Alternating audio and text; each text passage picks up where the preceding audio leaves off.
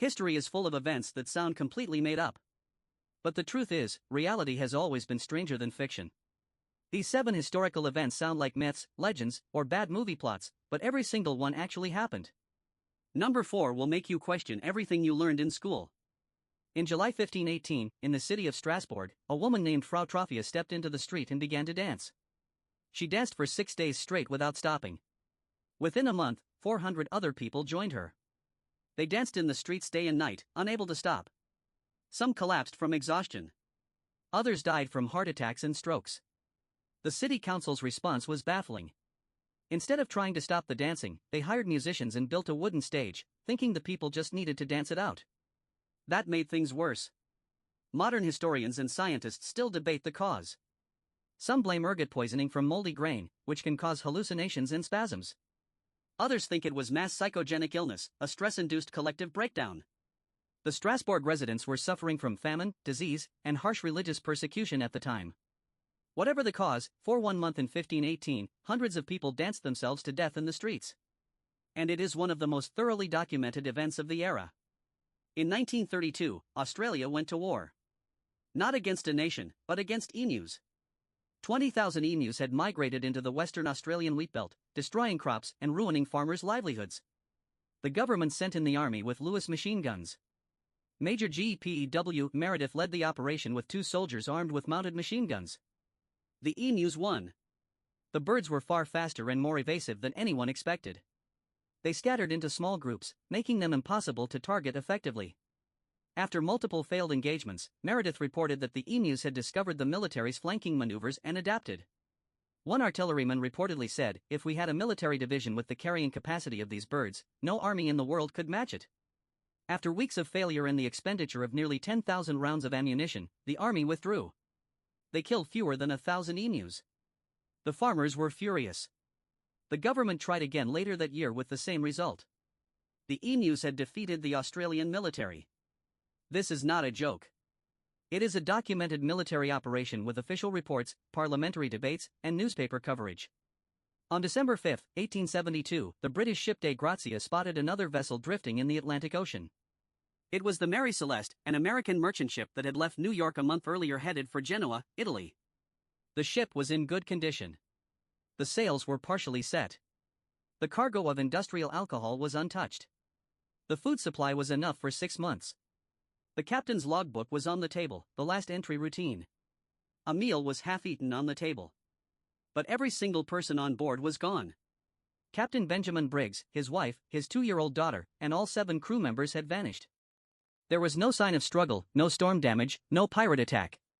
The lifeboat was missing, suggesting they abandoned ship voluntarily. But why would an experienced captain abandon a perfectly seaworthy vessel in calm waters? Theories range from fumes from the alcohol cargo causing panic, to a waterspout frightening the crew, to a mutiny, to something stranger. No trace of the 10 missing people was ever found. The Mary Celeste sailed on for years afterward. The mystery has never been solved. On June 30, 1908, something exploded over a remote region of Siberia called Tunguska. The blast was enormous. It flattened 80 million trees across 800 square miles. The explosion was 1,000 times more powerful than the atomic bomb dropped on Hiroshima. People 60 miles away were thrown to the ground. A train driver on the Trans-Siberian Railway stopped his train because he thought one of the cars had exploded.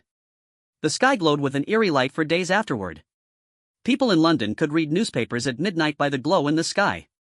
And yet, there was no crater. Whatever caused the explosion never hit the ground. It detonated in the air, about 3 to 6 miles up. The leading explanation is that a meteor or comet fragment, roughly 150 feet across, entered the atmosphere and exploded from the heat and pressure of atmospheric entry. But no fragments of any meteorite have ever been found at the site. The event happened in such a remote area that the first scientific expedition did not arrive for 19 years. By then, whatever evidence existed had been consumed by the forest. To this day, debates continue about whether it was a comet, an asteroid, or something else entirely. The Voynich manuscript is a book that has defeated every codebreaker, linguist, and AI that has tried to crack it for over a century. It was discovered in 1912 by a book dealer named Wilfred Voynich, but carbon dating has since proven the parchment was made between 1404 and 1438. The book contains roughly 240 pages of text in an unknown writing system, accompanied by bizarre illustrations.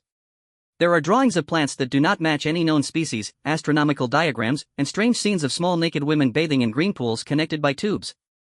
The text flows smoothly with no corrections, suggesting the author wrote it fluently. Statistical analysis shows the writing has patterns consistent with a real language. Word frequencies follow Zipf's law, which applies to natural languages but not to random gibberish. The best cryptographers in the world have tried and failed. Alan Turing's colleagues at Bletchley Park tried after World War II. Modern AI and machine learning models have tried. Nobody can read a single word. Some think it is an elaborate hoax. Others believe it is a coded medical or alchemical text. The Voynich manuscript sits in Yale University's library, silently mocking every expert who opens it. The word defenestration means throwing someone out of a window. And in Prague, this happened so many times that it literally changed the course of European history. The most famous was the defenestration of 1618. Protestant nobles, angry at Catholic officials who had violated their religious rights, stormed Prague Castle.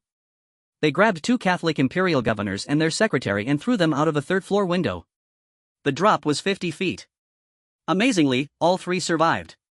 The Catholics called it a miracle, saying angels caught them. The Protestants said they survived because they landed in a pile of manure. This single event triggered the 30 Years' War, one of the most destructive conflicts in European history, killing an estimated 8 million people. But this was not even the first time. In 1419, Hussites had thrown a judge and several town councillors out of a Prague window, sparking the Hussite Wars. The people of Prague had a specific word for this and they used it regularly. Political disagreement in medieval Prague did not end in debate. It ended in gravity. Around 1200 BCE, nearly every advanced civilization in the eastern Mediterranean collapsed simultaneously. The Mycenaean Greeks, the Hittite Empire, the Kingdom of Cyprus, the Canaanite city-states, and trade networks stretching from Egypt to Babylon all disintegrated within a span of about 50 years. Cities that had stood for centuries were burned and abandoned. Writing systems were lost. Trade routes vanished. Entire populations disappeared from the historical record. Egypt survived but was permanently weakened. This was not a slow decline. It was a sudden,